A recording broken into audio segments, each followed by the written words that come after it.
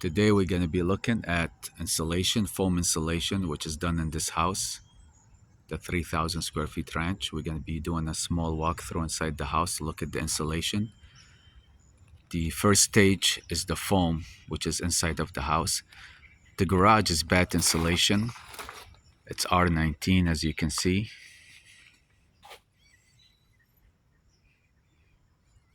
All the way to the ceiling. The attic, which is the roof, that's going to be blown in cellulose insulation after the drywall through the attic access. That's for the garage.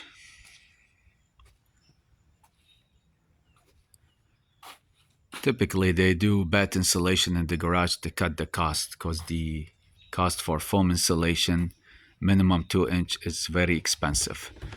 We do that usually inside of the house, as you can see. The interior of the house, it's all 2-inch foam insulation and all 2x6 exterior walls.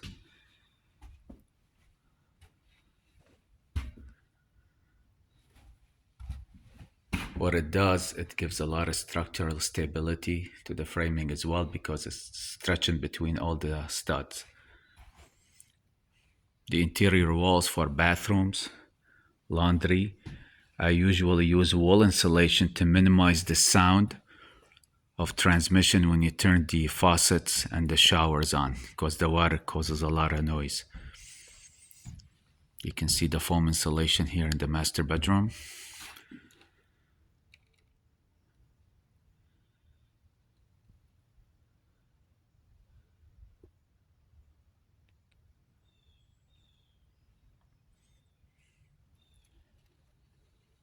They typically cover all the outlets so the foam insulation doesn't go there and ruin all the electrical conduits.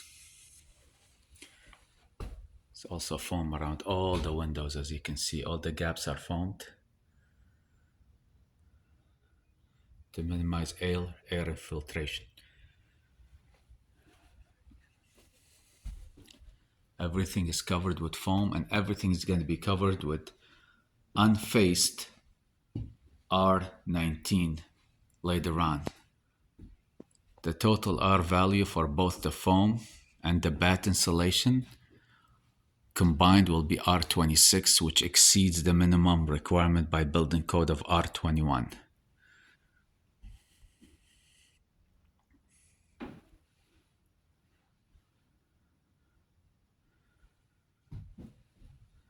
Typically what we do also, we go ahead with and do like what we call an energy seal, which is caulking the bottom of the bottom plate to minimize any gaps that may cause infiltration of air. As you can see, that's done throughout the house for all exterior walls. It's the white line you see at the bottom, between the bottom plate and the subfloor. What we do as well, we do that same caulking in the vertical exterior lines between the studs where the foam cannot penetrate because the hole is so small, as in here.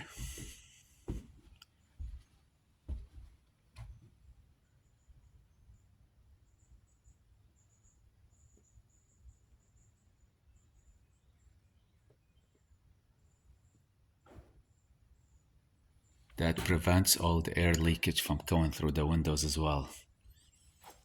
And you can see at the bottom, the caulking at the bottom plate to the subfloor as well.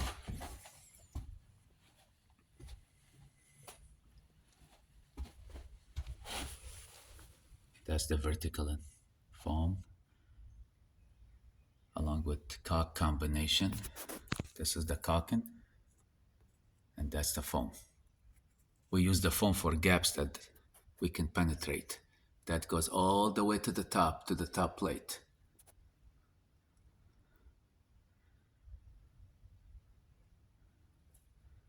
As you can see, they cover all the exterior plugs so the foam doesn't get into the plugs.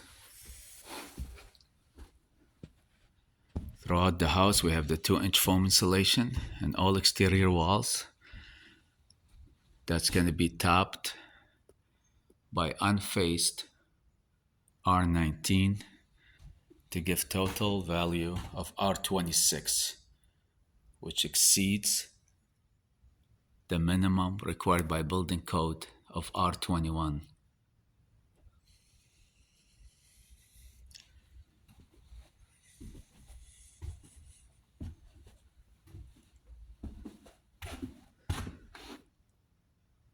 So you can see it's all the way to the top.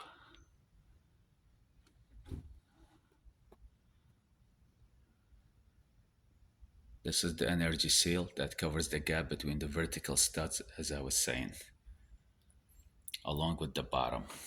That separates the bottom plate from the subfloor.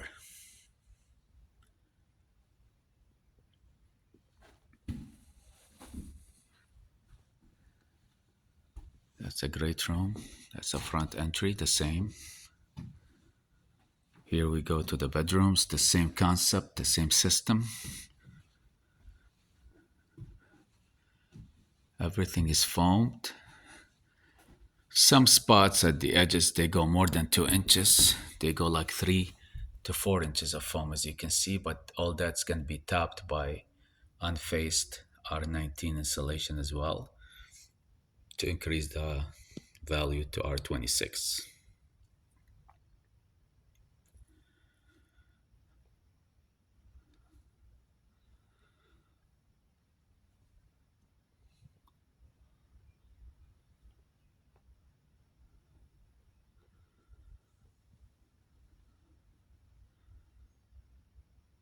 The whole house is done this way, as you can see. Where you see the bathroom walls, I'm going to be putting, before the drywall, the wool insulation between the studs to minimize the sound transmission. And we used that in the past and we had good results with that. I'll be showing the basement in a minute. Well, we typically do the rim joist foam as well. Now the attic and the entire house is going to be blown in insulation after the drywall. We usually go with R49 minimum to give a thick layer because the hot air transmits through the roof more than through the walls. We'll go down in a minute in the basement to look at the rim joist foam insulation. You can see it over here, that's where it starts.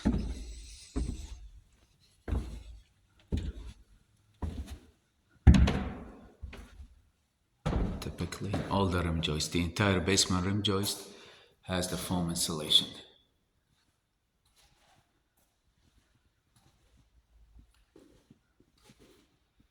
Even in spots where it's so hard to penetrate, all that has to be covered to minimize the heat transmission to the exterior. The entire rim joist is done this way, as you can see, for the entire basement. This basement is not going to be finished currently after occupancy. When it is and all the walls are framed, they're going to be different system of insulation. Usually we use unfaced bat at that point.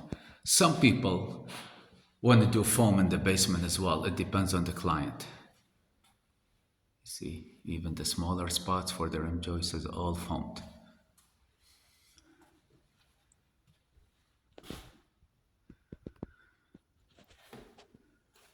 Thank you for watching the video. I'll be posting more videos as we go in the next stage of this house. Thank you.